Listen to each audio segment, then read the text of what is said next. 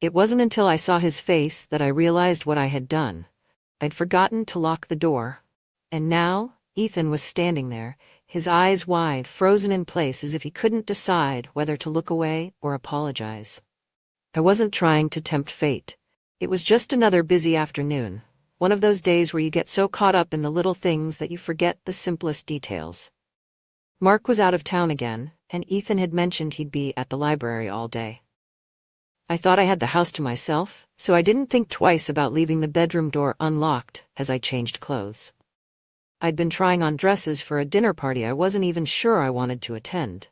One by one, I discarded them, piling them on the bed as I searched for something that made me feel like myself again. It had been a long time since I'd felt seen. Mark barely noticed me anymore, and I was starting to wonder if I even noticed myself. I was standing in front of the mirror, adjusting the straps of a fitted black dress, when the door creaked open. At first, I didn't register what was happening. But when I turned, I saw Ethan standing there, his hand still on the doorknob. His expression a mix of surprise and something else. Something that made my stomach twist in a way I couldn't explain. "Ethan," I said, my voice barely above a whisper. His face flushed immediately, and he started to back away. "I'm sorry," he stammered. "I thought you were downstairs." I grabbed a robe, fumbling to cover myself as I tried to process what had just happened. "It's okay," I said quickly, though my heart was pounding. "I should have locked the door." He nodded, his gaze darting between me and the floor. "I didn't mean to." "It's fine," I interrupted, more forcefully this time. "Really, it's fine." He hesitated for a moment before retreating, closing the door behind him. I stood there, staring at the closed door, my mind racing. The look on his face, the way his eyes had lingered just a second too long, stayed with me, no matter how much I tried to shake it off. I told myself it was nothing. An awkward moment we'd both forget by the next day. But deep down, I knew better. Something had shifted between us in that brief, unguarded moment, and no matter how hard I tried to ignore it, I couldn't deny the spark that had been lit. Looking back, that was the moment everything changed. I just didn't know it yet. After the door closed, I stayed frozen in place, staring at my reflection in the mirror. My cheeks were flushed, my pulse racing. I'd never felt so exposed. And yet there was something about the way Ethan had looked at me that lingered in my mind. It wasn't just surprise or embarrassment. There was something deeper, something I didn't want to name. I threw on the robe I'd grabbed and sat on the edge of the bed, trying to collect my thoughts. It was nothing, I told myself, just an awkward accident. But the truth was, I couldn't stop replaying the moment in my head. The way his eyes had widened, the way his breath hitched, it was burned into my memory. And worse, the way my body had reacted to his gaze left me feeling both ashamed and exhilarated. The next morning, I did my best to act normal. I went about my routine as if nothing had happened, hoping Ethan had already forgotten the incident. But when I came downstairs, I found him sitting at the kitchen table, nursing a cup of coffee. He glanced up when I walked in, and our eyes met for the briefest moment before he looked away. "Good morning," I said, keeping my tone light. "Morning," he replied, his voice tight. I could feel the tension hanging in the air, thick and suffocating. He was fidgeting with his mug, his eyes fixed on the table, as if he couldn't bring himself to look at me. I wanted to say something, to clear the air, but I didn't know how. What could I even say? That it didn't mean anything? That we could just forget about it and move on? I wasn't even sure I believed that myself.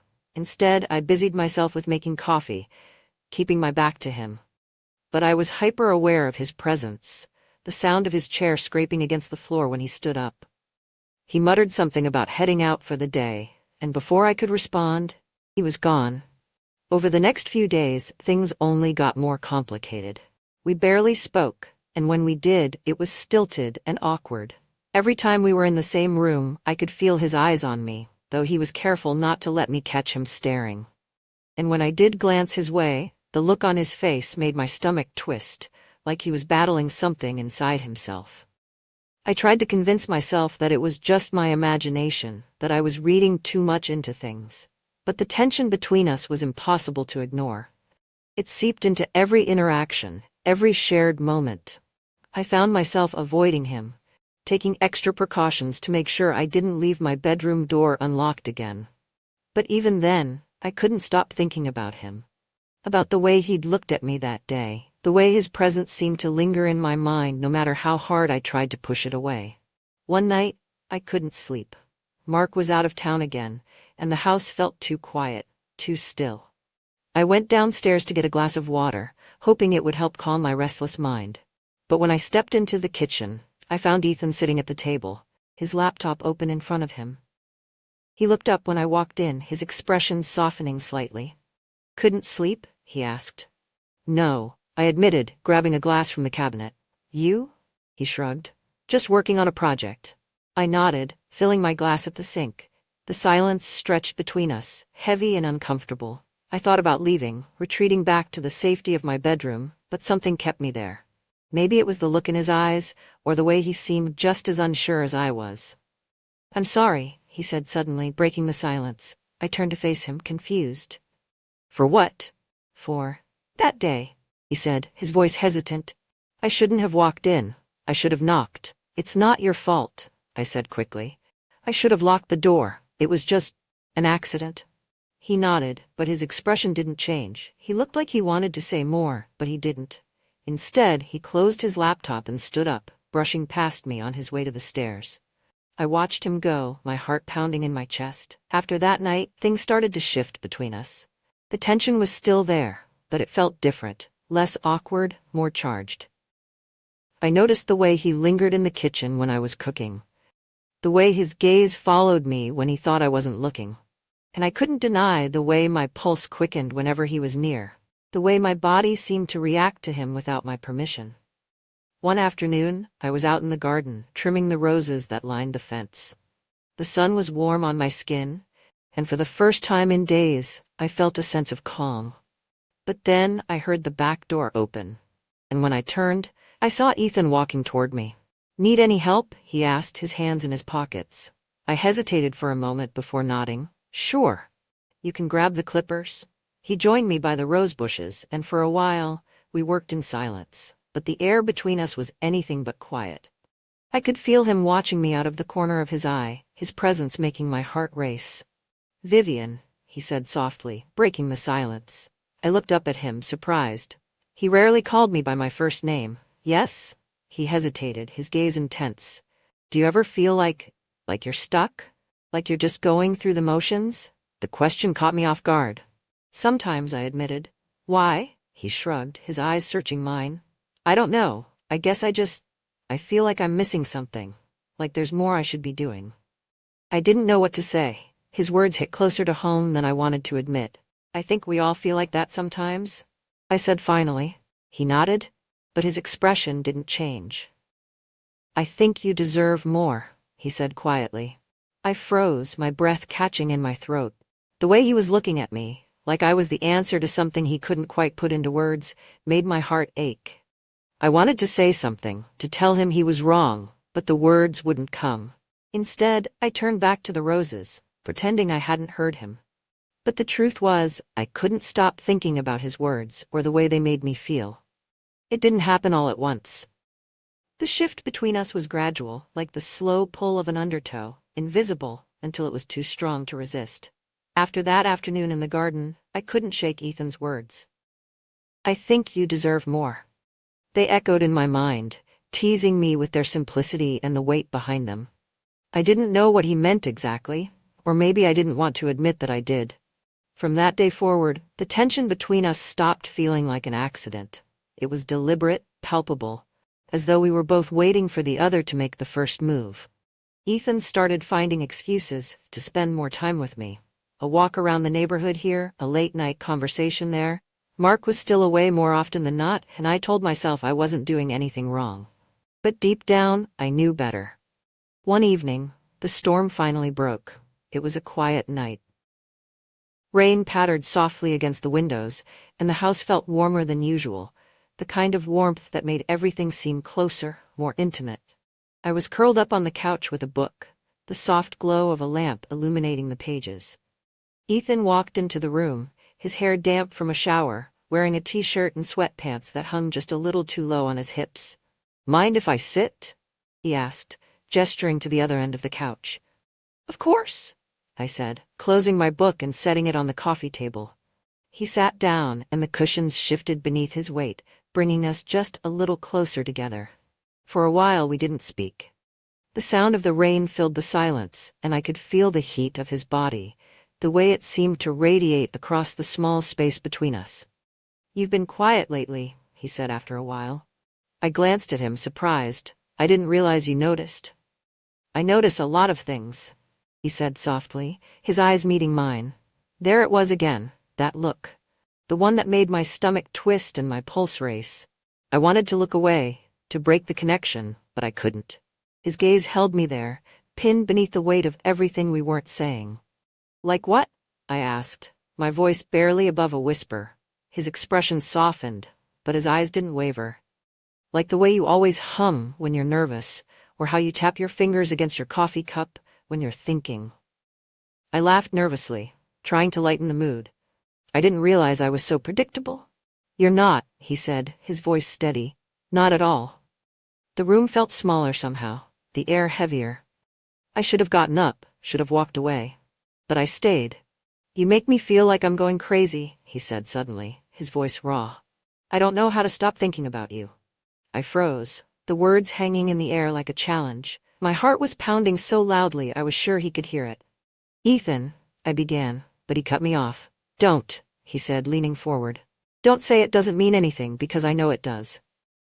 I opened my mouth to respond, but before I could, he closed the distance between us.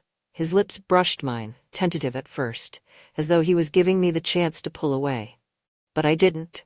Instead, I leaned into him, my hands trembling as they found their way to his shoulders. The kiss deepened, the soft rain outside the only sound besides the rush of blood in my ears. It was slow, hesitant, as though we were both testing the waters, unsure of where this would lead. But there was no denying the intensity behind it, the way every nerve in my body seemed to come alive beneath his touch. That night was the beginning of everything, and the end of any pretense that we could go back to the way things were. We didn't talk about it the next day. There were no whispered confessions, no promises made. But the tension between us was different now, charged with a new kind of energy. Every glance, every touch, felt like a secret we were sharing. And the more time we spent together, the harder it became to resist the pull. The next time it happened, it wasn't an accident. It was late, and the house was quiet. I was in the kitchen, cleaning up after dinner, when Ethan walked in. He didn't say anything at first, just stood in the doorway watching me. I could feel his gaze on me, the way it seemed to trace every movement I made. "Ethan," I said softly, turning to face him. "What are you doing?" He stepped closer, his expression unreadable. "I can't stop thinking about you," he said, his voice low. "I don't want to stop." My breath caught in my throat as he closed the distance between us. His hands found my waist, pulling me toward him, and I didn't resist. His lips found mine, and all the hesitation from before was gone. This time there was nothing tentative about it. It was hungry, desperate, as though we'd both been holding back for too long. I don't know how long we stayed there, tangled together, in the dim light of the kitchen. All I knew was that I didn't want it to end. From that point on, everything changed. We became careful, deliberate in our stolen moments. A lingering touch as we passed each other in the hallway. A quiet conversation late at night when the rest of the world was asleep. We found ways to be together, even when it felt impossible. One evening, we took a drive out to the edge of town, where the city lights faded into darkness. We parked by the lake, the water reflecting the pale glow of the moon. It was quiet, secluded, the perfect place to be alone. I leaned against the hood of the car, staring out at the water, and felt Ethan's arms wrap around me from behind. "I don't want this to end," he murmured, his lips brushing against my ear. "It doesn't have to," I whispered, leaning into him. But even as I said it, I knew it wasn't true. We were living on borrowed time, and we both knew it. Every moment we shared felt fragile, like it could shatter at any second. But that only made it harder to let go. As the weeks went on, the line between what was right and what was necessary became harder to see. I found myself lying to Mark more often, inventing excuses to cover my tracks. Ethan did the same, finding ways to keep our secret hidden. But the more we tried to protect what we had, the more I felt the weight of it pressing down on me. One afternoon, as we sat together in the back garden, Ethan reached for my hand. "What happens when this all falls apart?" he asked quietly. I didn't know how to answer him. Because the truth was, I didn't have an answer. All I knew was that I wasn't ready to let go, not yet. It didn't take long for the cracks to start forming. The excitement of our secret, those stolen moments in the kitchen, late-night drives, whispered confessions had turned into something heavier.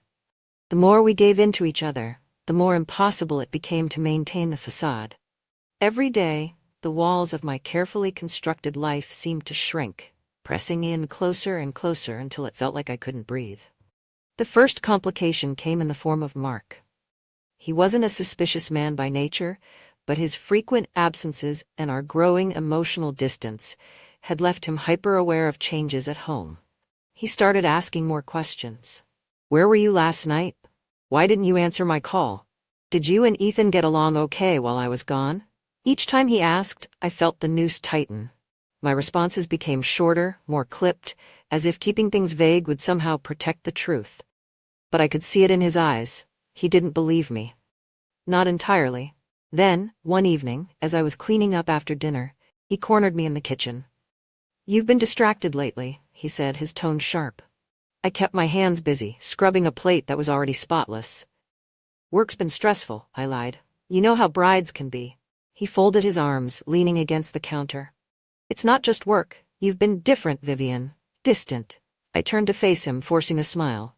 "Mark, don't be ridiculous. I'm fine." "Are you?" he asked, his voice lowering. "Because it feels like you're hiding something." The weight of his gaze was unbearable. I couldn't meet his eyes, afraid he'd see right through me. Instead, I brushed past him, muttering something about needing to finish the laundry. But as I walked away, I felt his eyes on me, and I knew this wasn't the end of it. The second complication came in the form of Claire. My best friend had always been sharp, her ability to read people both a blessing and a curse. She came over one afternoon, unannounced, catching me off guard. I was in the middle of arranging a bouquet for a client, my hands busy with roses and greenery, when she walked in. "You didn't answer my texts," she said, setting her bag down on the counter. "What's going on?" "Nothing," I replied too quickly. "I've just been busy." She raised an eyebrow, leaning against the counter. "Busy avoiding me, maybe?" I sighed, setting the bouquet aside. "Claire, I'm fine. Really." "You're a terrible liar, you know that," she said, crossing her arms. "Come on, spill it. What's going on? Is it Mark?" Her question caught me off guard, and for a moment I considered telling her the truth. But the thought of saying it out loud, of admitting what I'd done, was too much. So I shook my head. "Mark and I are fine," I said. "I've just been in a funk lately, it happens." She studied me for a moment, her expression softening. "You know you can talk to me, right?" "I know," I said, forcing a smile. "Thanks, Claire." She didn't press further, but I could tell she didn't believe me. And as much as I hated lying to her, I knew the truth would destroy everything. The third complication came in the form of Ethan himself. As much as we tried to keep things secret, the strain of it all was starting to show. He became restless, his moods shifting unpredictably. One moment he'd be warm and attentive, and the next, he'd pull away, distant and cold. One evening, as we sat together in the living room, the tension finally boiled over. Mark was out of town as usual, and the house was quiet except for the faint hum of the TV. I was curled up on the couch, a glass of wine in hand, when Ethan walked in. He looked at me for a long moment before speaking. "I can't keep doing this," he said, his voice low. I set my glass down, my heart sinking. "What do you mean?" "This," he said, gesturing between us. "Sneaking around, pretending like nothing's happening. It's killing me." I felt a pang of guilt. "Ethan, we don't have a choice. You know that." "Don't we?" he asked, his voice rising. "Why does it always have to be about what's safe? What about what we want?" I stared at him, unsure of how to respond. Because the truth was, I didn't have an answer. I wanted him, more than I'd ever wanted anything. But the risk, the consequences, it was too much. "Ethan, I can't," I began, but he cut me off. "Can't or won't," he demanded, his eyes blazing. "You're the one who started this, Vivian. You're the one who made me believe this could be something real, and now you're telling me it's too hard?" Tears welled in my eyes, but I blinked them away. I'm trying to protect you, I said quietly. Don't you understand that? He shook his head, his jaw tightening. Maybe I don't want to be protected. With that, he turned and walked out of the room, leaving me alone with the sound of my own racing heartbeat. The final complication was something neither of us saw coming.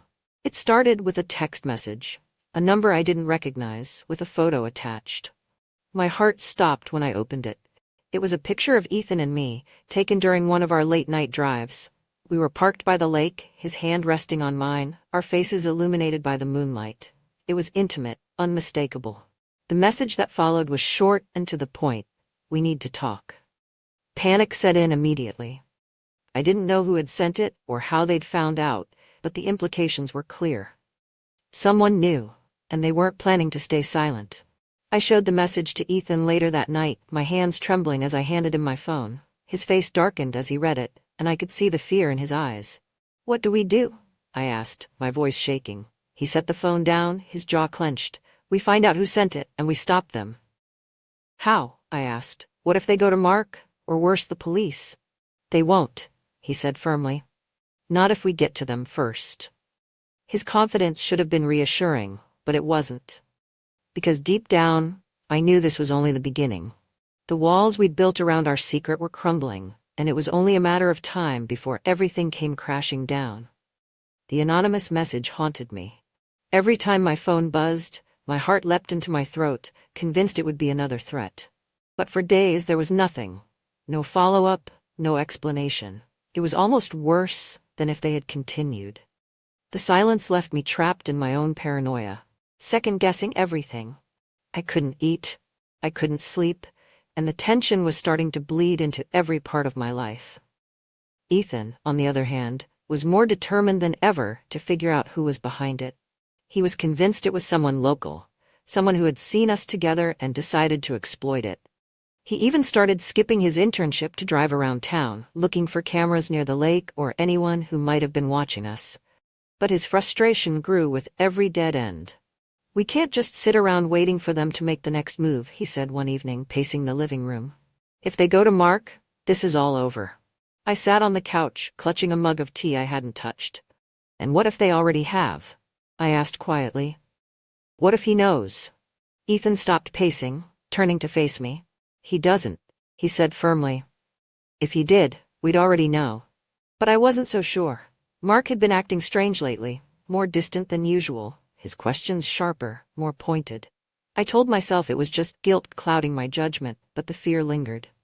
2 days later, the next blow landed. I was in the middle of a consultation with a bride-to-be when my phone buzzed on the table. I ignored it at first, focusing on the conversation, but when it buzzed again, then a third time, I excused myself and stepped into the hallway to check. The messages were from the same unknown number. The first was another photo, this time of Ethan and me standing too close together in the kitchen, my hand resting lightly on his arm. The second was a simple question. Does your husband know about this? The third message sent a chill down my spine. He will soon. I stared at the screen, my mind racing. My first instinct was to call Ethan, but I knew I couldn't risk it. Not with the bride waiting in the other room. So I forced myself to return to the meeting, smiling and nodding at all the right moments, even as my stomach twisted in knots. The second she left, I called Ethan. We're running out of time, I said as soon as he picked up. What happened? He asked, his voice tense. I told him about the messages, about the threat to tell Mark. There was a long pause on the other end of the line, and for a moment I thought the call had dropped. But then he spoke. Come over tonight, he said. We need to figure this out. That night, I waited until Mark had gone to bed before slipping out of the house. The drive to Ethan's apartment was short but felt like an eternity, every passing car making my pulse race. By the time I arrived, my hands were trembling. Ethan was waiting for me at the door, his expression grim. I've been doing some digging, he said, leading me inside. I think I know who it is. My heart skipped a beat. Who? He handed me his laptop, and I stared at the screen, my stomach sinking as I read the name, Claire Manning. What? I whispered, shaking my head. No, that's not possible. It makes sense, Ethan said, pacing the room. She's been around enough to notice something was going on, and she's close enough to you to get access to those pictures. No, I said again, my voice trembling. Claire wouldn't do this. She's my friend. Are you sure? He asked, his tone sharp. Because someone's trying to destroy us, and they're not gonna stop. I wanted to argue, to defend her, but the truth was, I wasn't sure. Claire had been acting strange lately, asking more questions, showing up unannounced. Could she have seen something? Could she have decided to use it against me? We have to confront her, Ethan said, breaking into my thoughts. Find out what she wants. No, I said quickly. We can't do that. If she knows, we need to be careful. What if confronting her makes it worse? Then what do you suggest? He asked, his frustration evident. I didn't have an answer. All I knew was that this was spiraling out of control, and I was running out of options. The breaking point came the next morning. I woke to the sound of Mark shouting downstairs. My heart sank as I hurried to the living room, finding him standing by the kitchen table, his phone in hand. He looked up when I entered, his face red with anger. Do you want to explain this? He demanded, holding up his phone. I froze.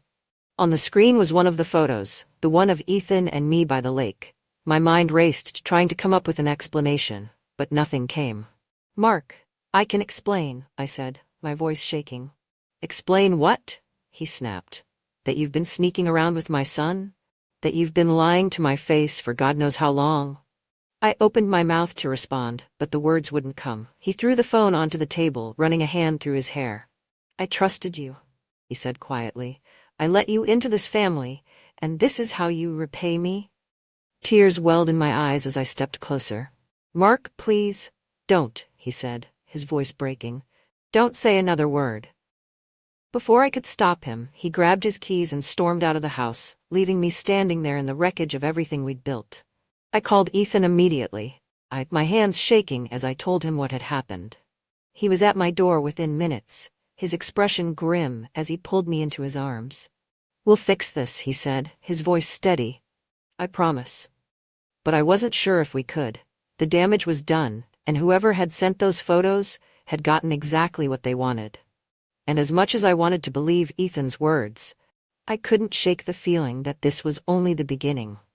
Mark's absence was a physical weight in the house. His keys weren't on the counter. His favorite shoes were missing from the doorway. Even his cologne, usually faint in the air, seemed to have evaporated. After he stormed out, I spent the next hour sitting on the living room floor, trying to piece together what had just happened. Ethan sat across from me, his elbows resting on his knees, his head in his hands. He hadn't spoken much since arriving. There was nothing to say, really. The truth was out. There was no way to undo it. We should leave, Ethan said suddenly, his voice breaking the silence. I looked up at him, startled. What? Leave? Go somewhere else? Start over? His eyes were bloodshot, his expression desperate. There's nothing left for us here, Vivian. He knows. Ethan, we can't just run away, I said, shaking my head. What about the business? The house? Your internship? None of that matters anymore, he said firmly, his voice rising. Don't you see? Whoever did this isn't going to stop. If we stay here, they'll destroy us. I wanted to argue, to tell him that leaving wasn't the answer. But deep down, I knew he was right. Whoever had sent those photos had set this chain of events in motion, and I had no idea what they would do next. Mark knowing the truth was bad enough, but what if it didn't end there? What if they went to the police, or to Ethan's school, or worse, to my clients? Later that night, I finally heard from Mark. A text. Short, cold, and to the point. I need time. Don't call me. The words hit like a slap, but they weren't surprising. I hadn't expected forgiveness. Honestly, I hadn't expected to hear from him at all. But the finality of it, the stark reality that our marriage was hanging by a thread, left me feeling hollow. What did he say? Ethan asked, standing in the doorway to the kitchen. I showed him the message, and he nodded slowly, his jaw tight. That gives us some time. Time for what? I asked, exhaustion creeping into my voice. To figure out who's doing this, he said, and stop them. The next morning, we decided to confront Claire. It wasn't a decision I made lightly. Every instinct in me screamed that it was a mistake, that dragging her into this mess would only make things worse. But Ethan was convinced she was behind it, and if there was even a chance he was right, we needed answers. I called her and asked her to meet me at a coffee shop on the edge of town. She sounded hesitant at first, but agreed. When I arrived, she was already seated at a small table by the window, stirring a cup of tea. "Vivian," she said, standing to greet me. "What's going on? You sounded off." I forced a smile, sitting across from her. "It's been a rough couple of days." She tilted her head, studying me. "You want to talk about it?" I hesitated, my fingers tightening around my coffee cup. "Actually, there's something I need to ask you." Her brow furrowed. "Okay." I took a deep breath, the words heavy on my tongue. "Claire, have you noticed anything unusual lately? Anyone watching us?" Her expression shifted, confusion giving way to something harder. "What are you talking about?" "Someone's been sending me photos," I said, my voice barely above a whisper, "of me and Ethan. They're threatening to tell Mark." Claire's eyes widened. "What? Vivian, that's insane. Why would anyone do that?" "That's what I'm trying to figure out," I said, watching her closely. "But I need to know if you've seen anything. Or if there's something you're not telling me." Her face darkened, and for a moment I thought she might lash out. But then she leaned back in her chair, her expression unreadable. "I can't believe you'd think I'd do something like that." "I don't want to believe it," I said softly. "But I don't know who else to trust." Claire shook her head, letting out a bitter laugh. "Vivian, I've been your friend for years. Do you really think I'd betray you like this?" "I don't know," I admitted, my voice breaking. "I don't know anything anymore." For a long moment neither of us spoke. The silence between us was heavy, filled with things neither of us wanted to say. Finally, Claire stood, grabbing her bag. "If you really think I'm capable of something like this," she said quietly, "then maybe you don't know me at all." And with that, she walked away, leaving me sitting alone, my coffee untouched. When I got back to the house, Ethan was waiting for me. He was pacing the living room, his expression tense. "What did she say?" he asked. "She denied it," I said, sinking into the couch. She was furious. "Of course she denied it," he said, his voice sharp. "Doesn't mean she's innocent." I didn't respond. I wasn't sure what to believe anymore. But the thought of Claire, my best friend, being behind this felt too surreal to accept. That night, everything came to a head. I was sitting in the bedroom staring at my phone when the next message arrived. This time, there was no photo, just a single sentence. "Your husband deserves to know everything." My heart sank. Whoever was behind this wasn't bluffing. They were going to tell Mark, and there was nothing I could do to stop them. I showed the message to Ethan, my hands trembling as I handed him the phone. He read it quickly, his expression hardening. "We have to leave," he said again, his voice firm. "Tonight." "Ethan, Vivian, listen to me," he said, grabbing my hands. "They're not going to stop. If we stay here, this is going to destroy both of us." I stared at him, my mind racing. He was right. Whoever was doing this had already taken everything from me. My marriage, my stability, my sense of control. If we stayed, they'd take more. "Okay," I said finally, my voice shaking. "Let's go." We packed quickly, grabbing only the essentials. I left a note for Mark, though I wasn't sure what to say. In the end, I kept it simple.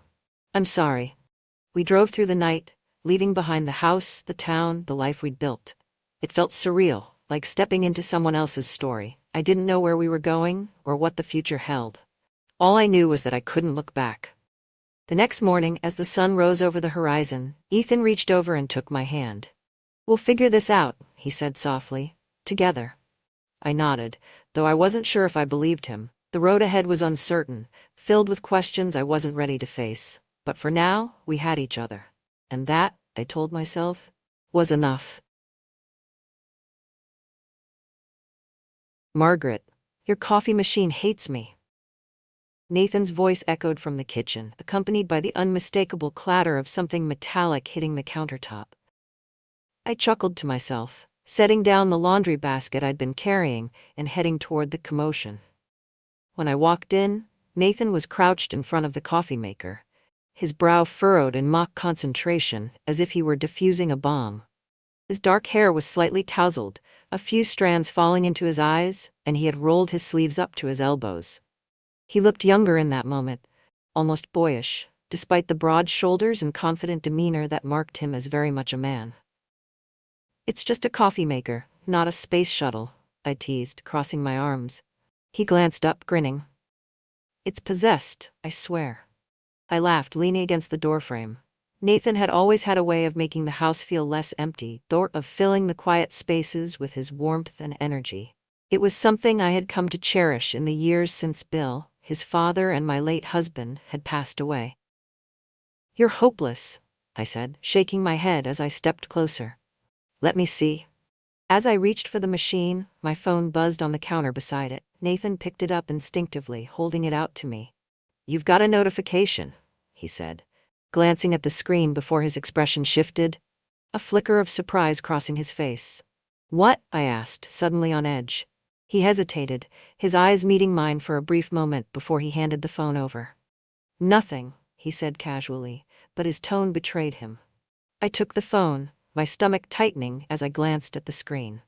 The notification was innocuous enough, just a reminder from an app I had downloaded out of curiosity but forgotten to delete. It wasn't explicit, not outright, but it didn't need to be. My face grew hot as I quickly swiped the notification away, setting the phone down with more force than necessary. Nathan didn't say anything.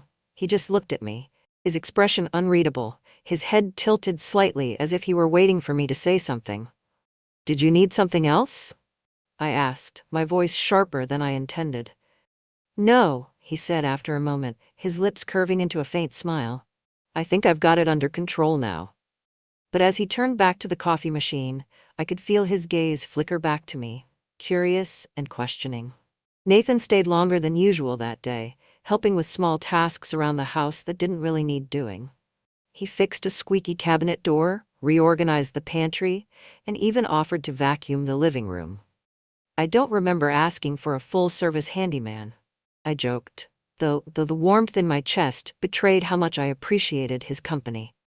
"Just trying to stay useful," he replied, flashing me a grin that felt almost too knowing. There was something different about him that day, something I couldn't quite put my finger on.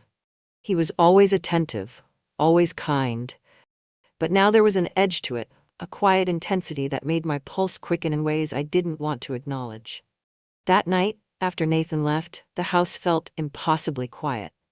I sat on the edge of my bed, my phone in my hand, staring at the app I had downloaded weeks ago in a moment of late-night loneliness.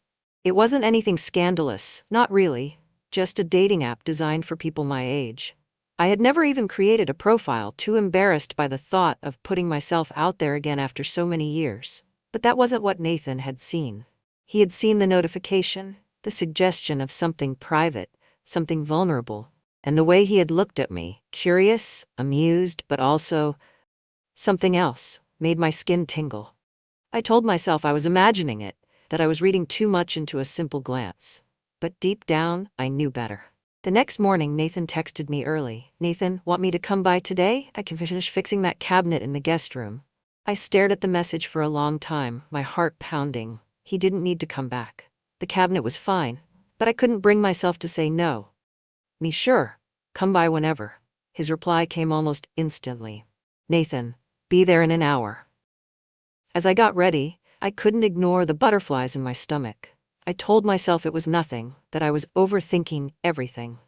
But as I brushed my hair and put on a fresh blouse, I couldn't shake the feeling that today would be different. When Nathan arrived, his smile was easy, his demeanor relaxed.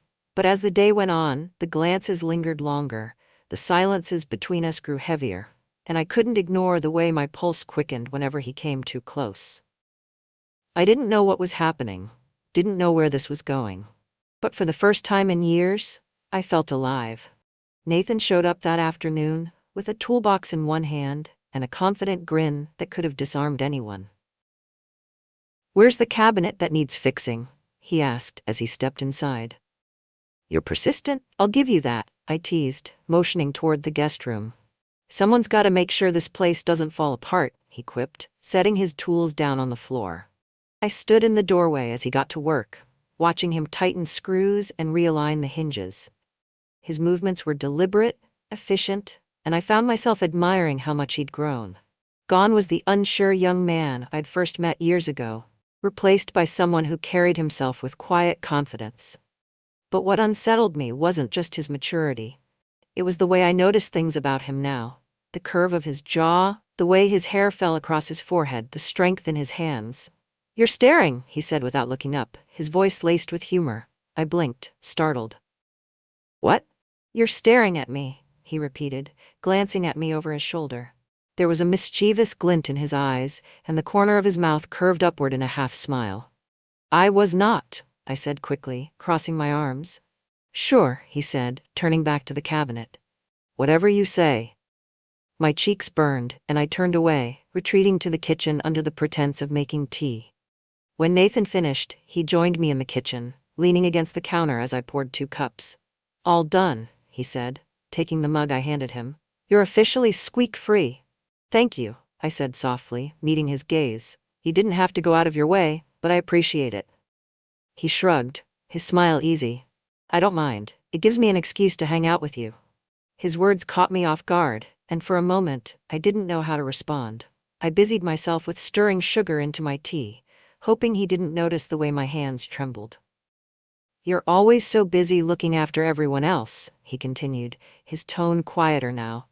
I like being able to do something for you for a change.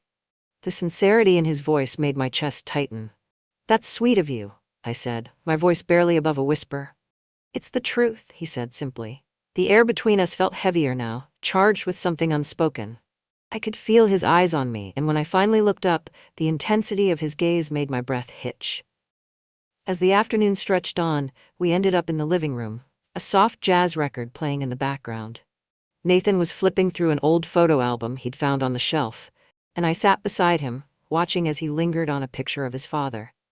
You look a lot like him, I said softly. He glanced at me, a small smile tugging at his lips. That's what everyone says. There was a pause, and then he closed the album, his expression turning thoughtful. Do you miss him? He asked. Every day, I admitted, but it's different now. It's not the sharp pain it used to be. It's quieter, like a shadow that's always there but doesn't hurt as much. He nodded, his gaze falling to the floor.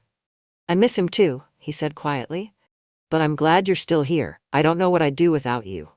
His words made my throat tighten, and I reached out, resting my hand on his. You don't have to worry about that, I said softly. I'm not going anywhere. When he looked up at me, there was something in his eyes I couldn't quite name. Something deeper than gratitude. Something that made my pulse quicken. As the day turned to evening, Nathan stayed for dinner. We ate at the small kitchen table, the conversation light and easy, but there was an undercurrent of tension I couldn't ignore. At one point, as I reached for the salt, our hands brushed, and I felt a spark shoot through me. I glanced at him, and for a moment, neither of us moved. His hand lingered just a second too long, and when he finally pulled away, I saw the faintest hint of a smile on his lips. Sorry, he said softly, his voice low. It's fine, I replied quickly, though my heart was pounding. But it wasn't fine. Not really. That night, after Nathan left, I sat in the living room staring at the photo album he'd left on the coffee table. My mind was a whirlwind of emotions, guilt, confusion, longing. I told myself it was nothing, that I was imagining things. But deep down, I knew better. Nathan wasn't just my late husband's son anymore. He was Nathan. Kind, funny, charming Nathan.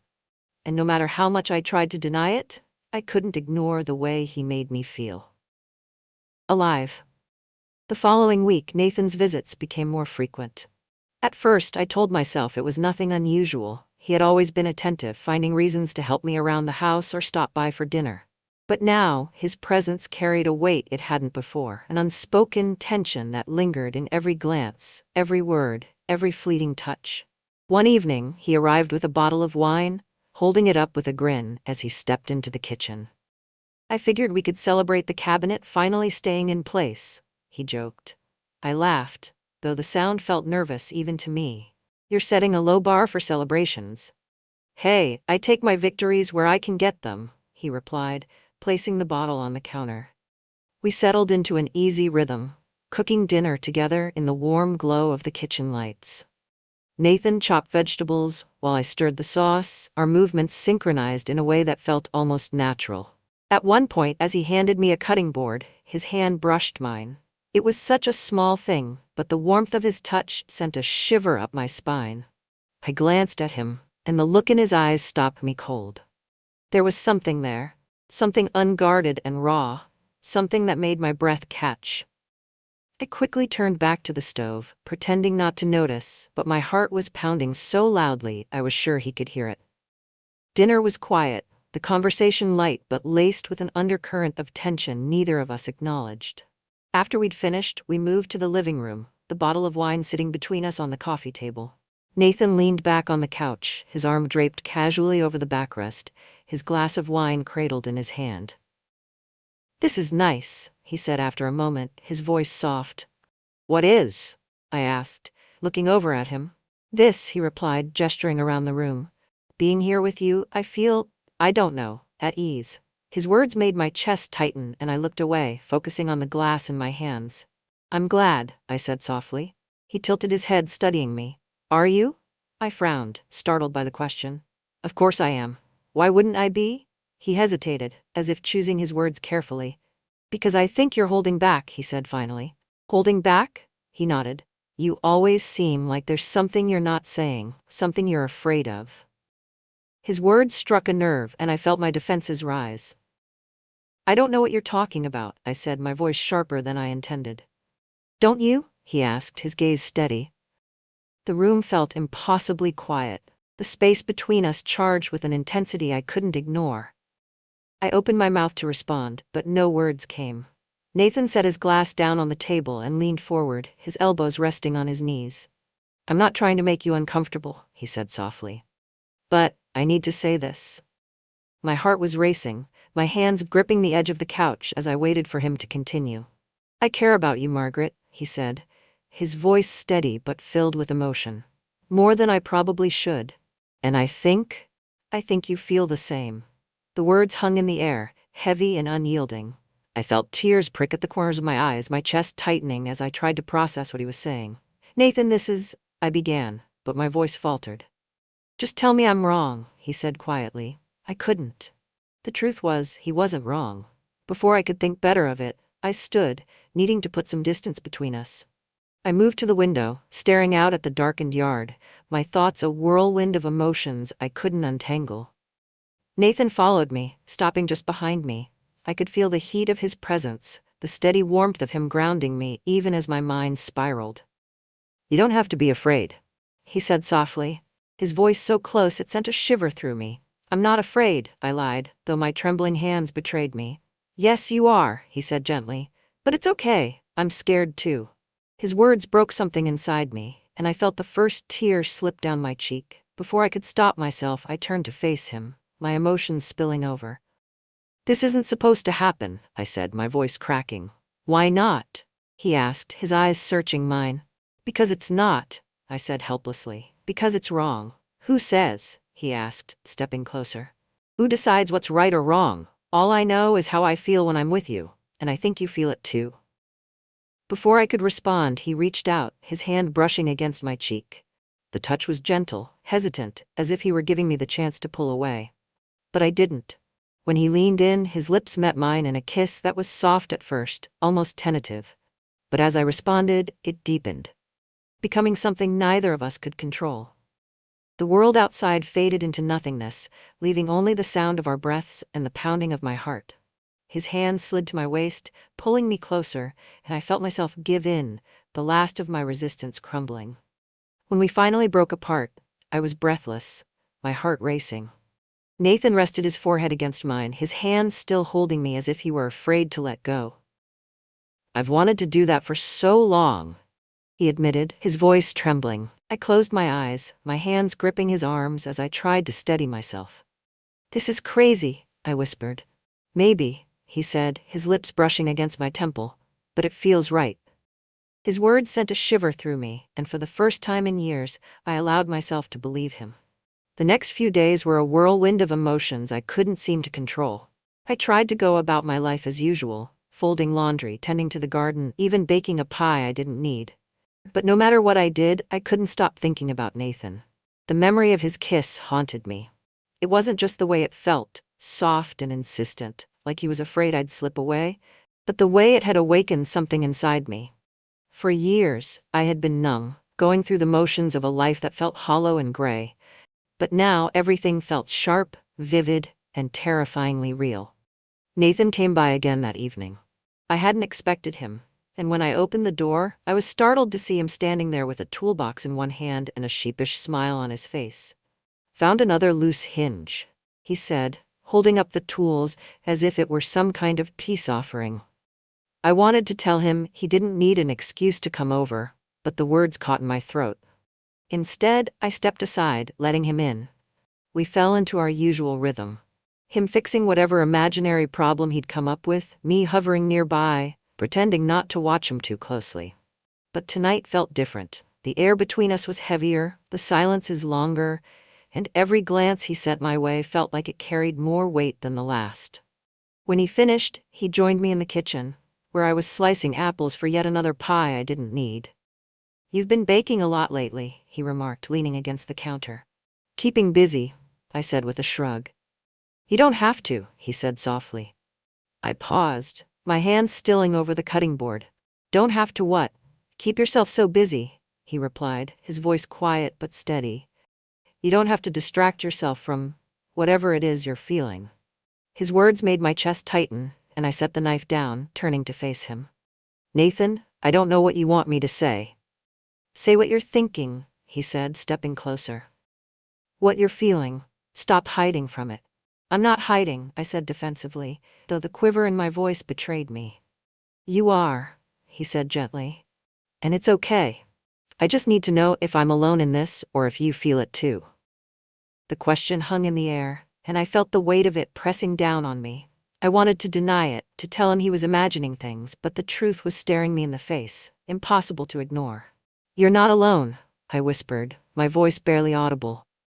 The relief that washed over his face was palpable, and he stepped closer, his hands reaching for mine.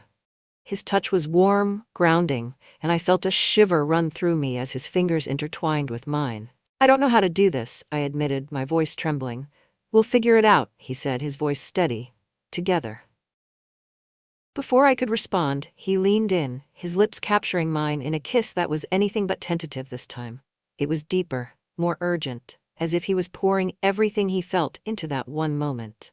I didn't resist. I couldn't. My arms wrapped around his neck, pulling him closer, and I felt myself melting into him, every doubt and hesitation dissolving in the heat of his touch.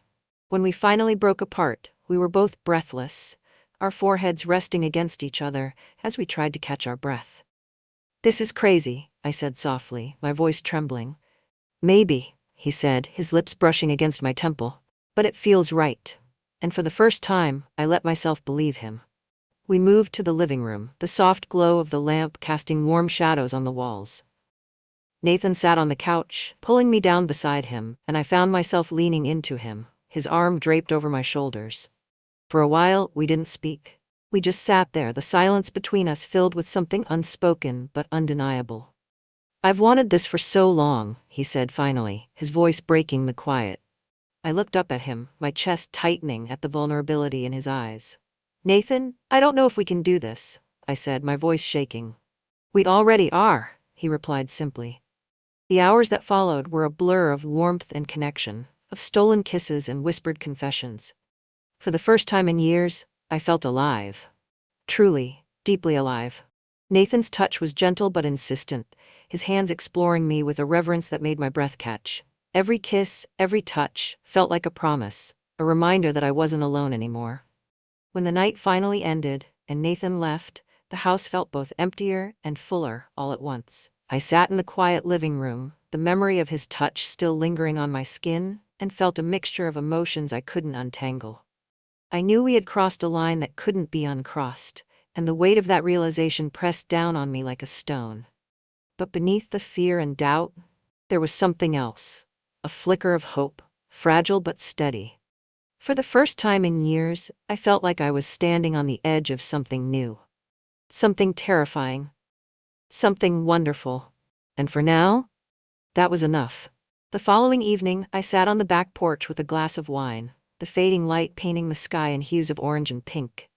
The air was heavy with the scent of freshly cut grass, and the sound of cicadas filled the silence around me. Yet my mind wasn't on the beauty of the evening. It was on Nathan. I hadn't seen him all day, and though I told myself it was a relief to have some space to think, I couldn't ignore the ache of his absence. The way his voice softened when he spoke to me, the warmth of his touch, the quiet intensity of his gaze, it was all etched into my memory, impossible to forget. When the sound of his truck pulling into the driveway broke through the quiet, my heart leapt in a way I couldn't control. I quickly set down my glass, brushing my hands over my blouse as if to smooth away the nervous energy coursing through me. Nathan stepped onto the porch, his smile soft but hesitant, as if he wasn't sure how I'd greet him after everything that had happened. He held up a bag of takeout, the smell of Thai food wafting toward me. "Figured you might not have eaten yet," he said. "You figured right," I replied, my voice softer than I intended. He sat down beside me, placing the bag on the small table between us. The proximity of him, the quiet weight of his presence, made my pulse quicken. For a while, we ate in silence, the tension between us palpable. I could feel his gaze on me, but I didn't dare look up, afraid of what I might see, or what I might feel. After dinner, as the night deepened, and the stars began to emerge, Nathan leaned back in his chair, his glass of wine cradled in his hands. "I've been thinking about us," he said suddenly, his voice breaking the quiet. My heart skipped a beat and I looked at him, unsure of how to respond. "What about us?" He turned to face me fully, his expression serious but calm. "About what we're doing, about what it means." I swallowed hard, my chest tightening. "Nathan, this is complicated." "I know it is," he said, his voice steady, "but that doesn't mean it's wrong." His words hung in the air, heavy with meaning. I felt my breath catch, my thoughts a whirlwind of doubt and longing.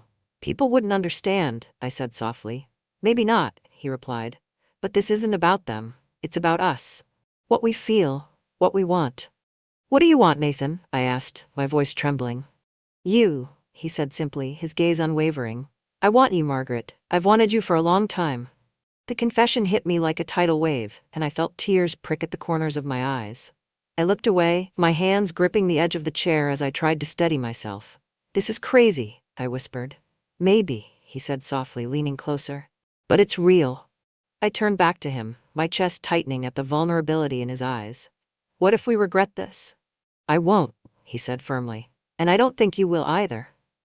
Before I could respond, he reached out, his hand brushing against mine. The touch was gentle, hesitant, as if he were giving me the chance to pull away. But I didn't. When he leaned in, his lips met mine in a kiss that was anything but tentative. It was deep, urgent, filled with all the emotions we hadn't been able to put into words. His hand slid to my waist, pulling me closer, and I felt myself give in, the last of my resistance crumbling. We moved inside, the quiet hum of the house wrapping around us like a cocoon. The room was dimly lit, the soft glow of the lamp casting warm shadows on the walls. Nathan's hands were steady as he guided me to the couch, his touch both reverent and insistent. Every kiss, every touch, felt like a promise. A reminder that I wasn't alone, that I didn't have to carry the weight of the world by myself anymore. The night passed in a blur of warmth and connection, of whispered confessions and unspoken truths. Nathan's touch was a balm to the wounds I hadn't even realized I was still carrying, his presence grounding me in a way I hadn't felt in years. When it was over, we lay tangled together on the couch, the quiet of the house broken only by the sound of our breathing. His arm was draped over my shoulders, his fingers tracing lazy patterns on my skin. "Are you okay?" he asked softly, his voice low and soothing. I nodded, my head resting against his chest. "I think so," I said, my voice barely audible. He pressed a kiss to the top of my head, his hold on me tightening. "I meant what I said," he murmured. "I'm not going anywhere." But as the first light of dawn crept into the room, reality began to settle over me.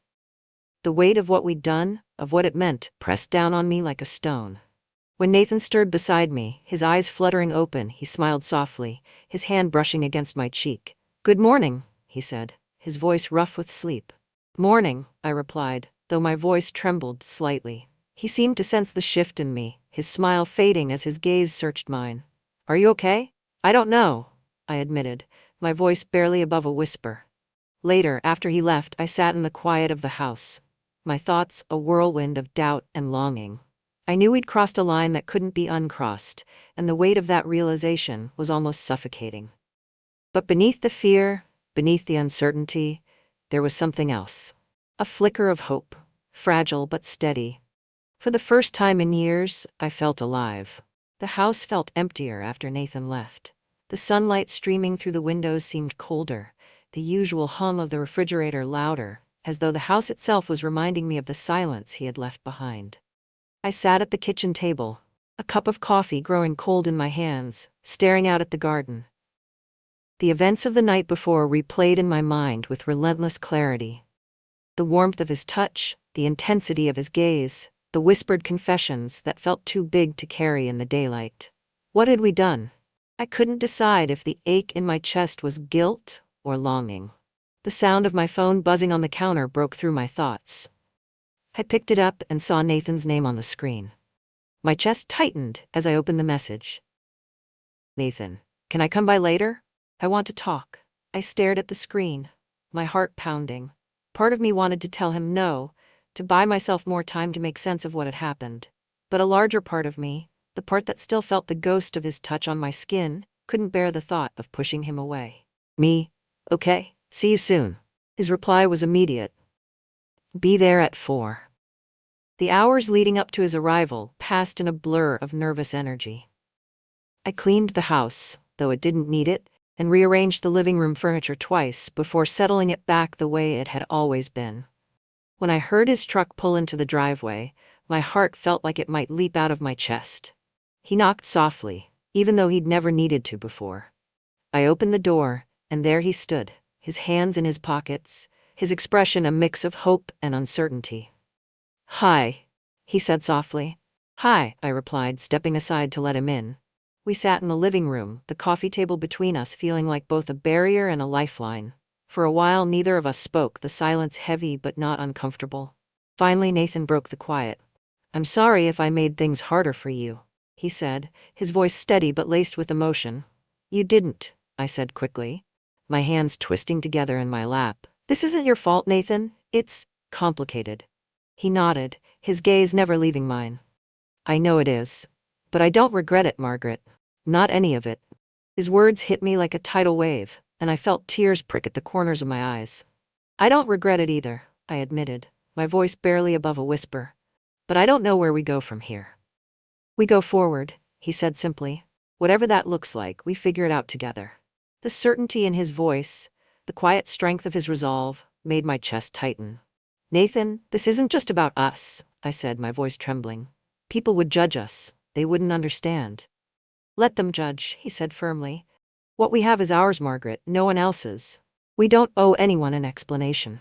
His conviction made something shift inside me. For so long I had let fear dictate my life. Fear of judgment, of loss, of stepping outside the lines.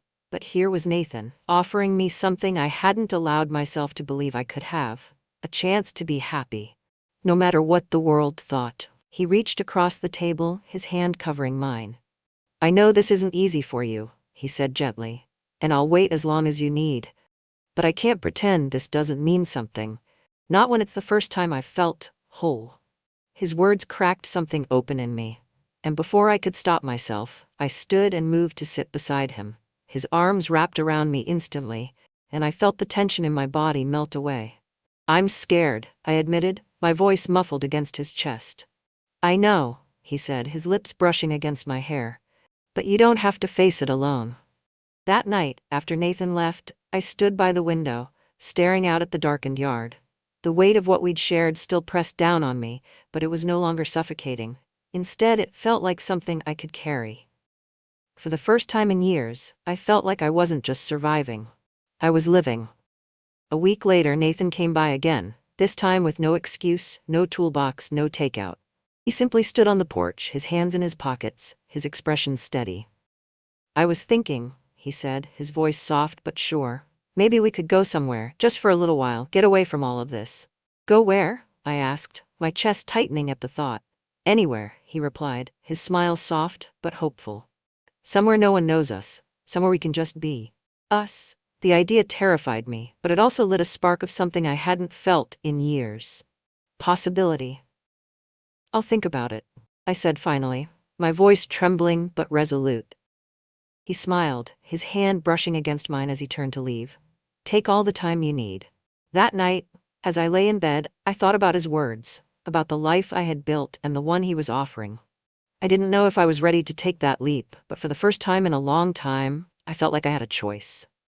And that, I realized, was enough, for now.